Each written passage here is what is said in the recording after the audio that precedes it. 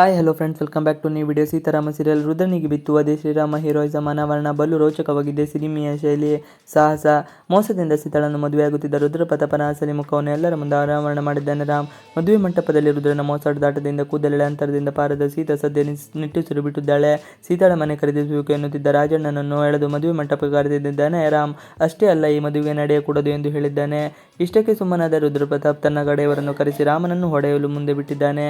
ಮತ್ತೊಂದು ಕಡೆ ಸೀತಾಳ ಕೊಳ್ಳಿಗೆ ಒತ್ತಾಯದಿಂದ ತಾಳಿ ಕಟ್ಟಲು ಮುಂದಾಗಿದ್ದ ರುದ್ರ ಪ್ರತಾಪ್. ನೇರವಾಗಿ ರುದ್ರ ಪ್ರತಾಪನ ಚೇಲಗಳು ಹೆಡೆಮುರಿ ಕಟ್ಟಿದ್ದ ರಾಮ್ ರುದ್ರ ಪ್ರತಾಪನ ಎದೆಗೊಂದು ಬಿಸಿ ಮುಟ್ಟಿಸಿದ್ದಾನೆ. ಮತ್ತೊಂದು ಕಡೆ ಅಲ್ಲಿದ್ದ ಕಾಲ್ಗಿತ್ತ ರುದ್ರ ಪ್ರತಾಪ್ ಸಿಹಿಯನ್ನು ಕಾರಿನಲ್ಲಿ ಅಪಹರಿಸಿಕೊಂಡು ಪರಾರಿಯಾಗಿದ್ದಾನೆ.